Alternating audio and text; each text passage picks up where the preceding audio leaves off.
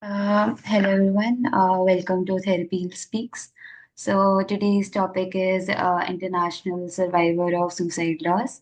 It is celebrated on 23rd November, and this year's theme is changing the narrative on suicide. So this themes tries to raise awareness about the importance of reducing the stigma and encouraging an open conversation to prevent suicides. And changing the narrative is about how we transform and how we perceive the complex issues, and shifting the culture of silence and stigma to one of openness and understanding and support. So today we have Dr. Pragya Sharma with us. Would you like to introduce yourself, ma'am? Yeah, sure. I am Dr. Pragya Sharma. I'm a psychiatrist. And this day that we are celebrating, it is actually the need of the hour, I would say, because, there's a lot of stigma around it. There's a lot of moral policing around it, which really decreases the help-seeking behavior, which discourages people to talk. And the society also has a certain I would say standards then, and that results in further discouraging that happens to the family members, to the ones who have already lost somebody to suicide. So just imagine their emotional turmoil and the inability to seek help. So this day, I think, should be really highlighted, and I would say that all the mental health professionals, I would actually thank Therapy to take up such a relevant topic and discuss it on this particular day. Yeah.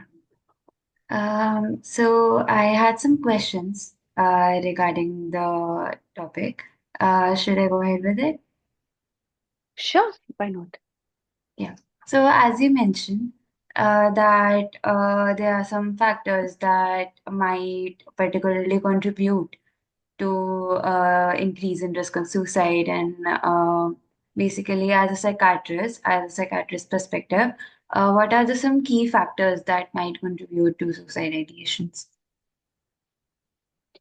So I would say it's a very long list, but I would like to keep it a bit crisp over here. And so the main factors that we say are the contributing factors are, first of all, the mental health of the individuals. Uh, when I say mental health, I would mean genetics, I would mean the family history, I would mean the neurochemical status in the brain. After that, also there are a lot of societal factors like the support system that the individual has, the situation in which the person is, any personal loss, grief, death of a loved one, or any financial hardships, any relationship difficulties, divorce, separation, bereavement.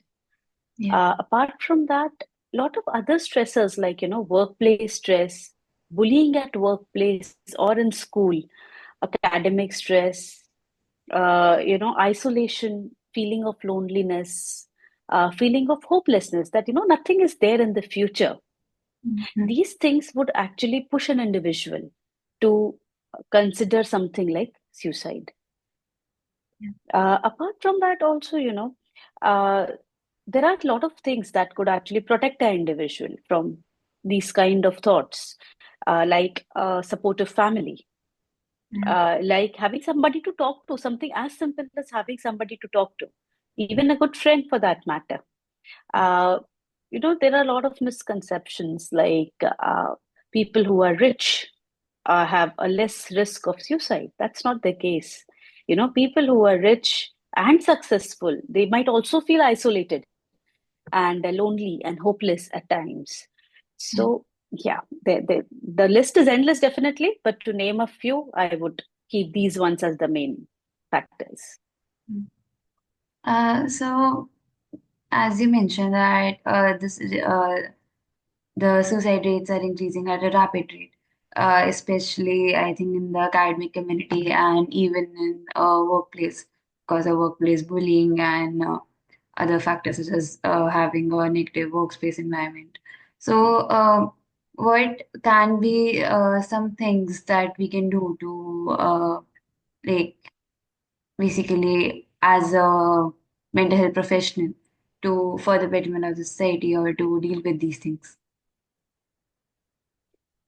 So, first thing, the most important that we can do at our end is to educate ourselves about suicide, you know, and be aware about how a complex decision it is and how complexly the entire thing comes together in the form of the biological factors, in the form of environmental factors, and be more sensitive towards people who are having such kind of thoughts, or to somebody who has lost a loved one to suicide.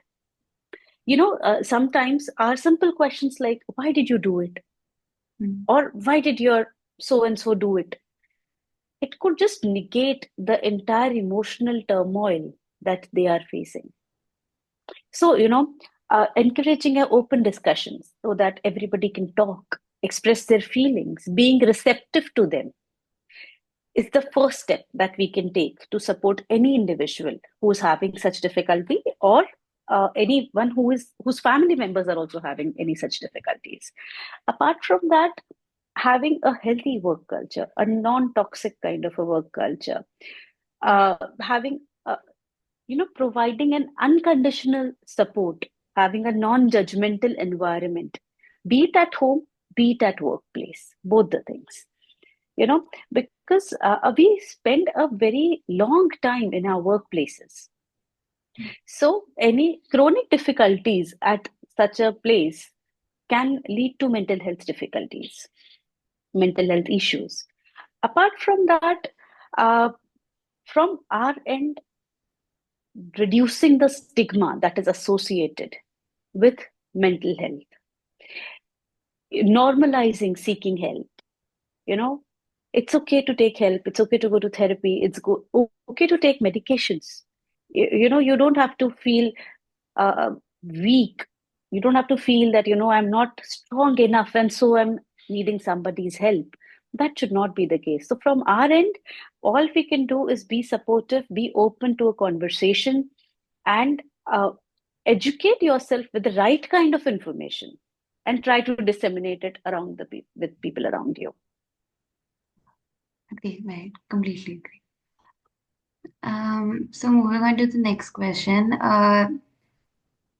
Like this is something that we could do as a mental health community, but as someone who is a loved one of a person who is having these ideations, so what are some warning signs that someone at risk, so we can like they can identify these signs initially, and it can lead to early intervention.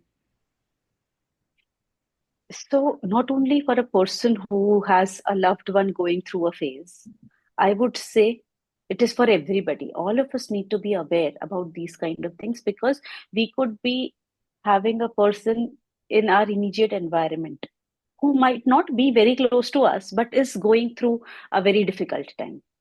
Okay, Yeah. so various signs like change in sleep and eating habits, sudden weight loss, sudden weight gain, or for that matter, a person who's expressing his thoughts. I'm feeling very hopeless. I feel like committing suicide. These are basically, that's not a attention seeking behavior. This is a cry for help. People think that, oh, once who are talking about it will not do it. They're just doing it to seek attention. That's not the case. Most of the people, before doing such things, they do express themselves. So, our warning signs would be a change in sleeping eating pattern, expressing hopelessness, expressing suicidality, or have doing engaging themselves in other harm causing behaviors, like self harming behaviors, like cutting, multiple cuts, hurting themselves with cigarette butt or something, or on purpose just playing around with the gas cylinder or the gas, those kind of things, or for that matter, not taking adequate precautions in handling electrical equipment. I'm not saying by that people don't do these things, they do it. But when a person with this kind of mindset is on purpose indulging into these acts, then it says something. Okay. Apart from that, a person giving away their loved possessions, you know, like something like a guitarist giving away his guitar because somewhere in their mind they've thought that I don't need it anymore because they've decided that, okay, I'm going to end all of it. Okay. Apart from that, also a person who was in a very difficult situation, was in an emotional turmoil and was always very sad, unhappy, crying, and suddenly this person turns extremely calm. Again, I would say ki, that also means that they have decided something. Okay, so this sudden calmness should also actually make us alert that something is like, really wrong and we need to intervene. Apart from these, I would say there are certain signs of depression in general which need to be identified before it reaches to the stage of a severe depressive episode, like persistently low mood, not being interested in doing the activities they were doing previously, not being able to enjoy things, that constant feeling that I am not worth it, I am not good enough. Apart from that, low energy levels, not being able to sleep or excessively sleepy, all losing focus, losing concentration. These are the other signs of depression which need to be identified and intervention needs to be sought. Professional help is better always. Earlier, the signs that I highlighted were more towards suicidality.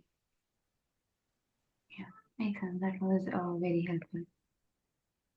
So I think lastly, moving on to our last question.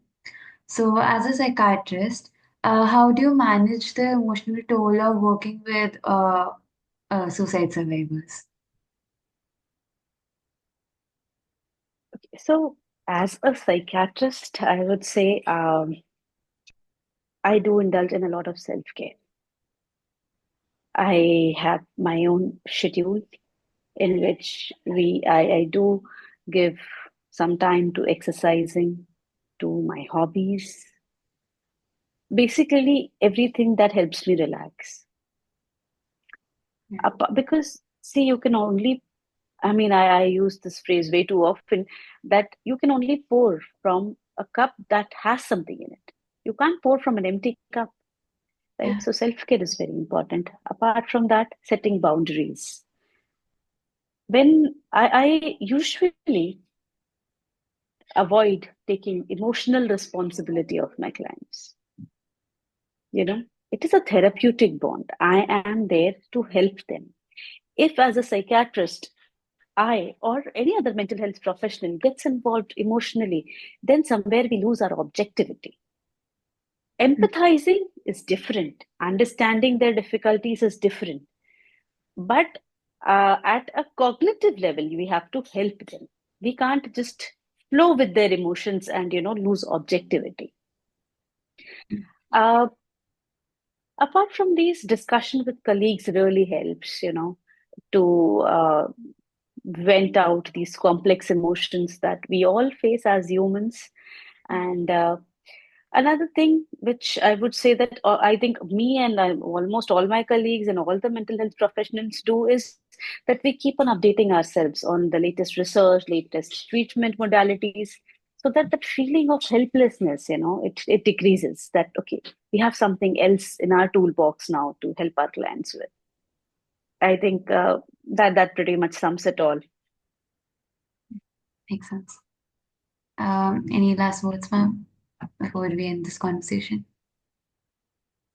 Yeah, I would actually. I don't know who wants to listen, I mean, who needs to listen to this, but if you're having any such thoughts of harming yourself, please seek help. If you know of anybody who is in distress around you, give them a ear, hear them. As a first aid, you can at least do that. Encourage professional help. But yes, at that point of time, you are the person who can actually help that individual in getting that peace and avoiding that step of committing suicide. So please be that individual, listen to people, understand, identify, and help them in seeking, wherever any kind of professional guidance is needed. You need to tell them. Many times people don't know where the resources are available. There are a lot of free resources available on the internet today. So educate yourself and educate others about it. And yeah, have a happy life is what I would say, or a content life, if not happy. Thank you for those kind word, ma'am. We are so happy to have you. Thank you so much. Thank you so much, Janvi. Take care.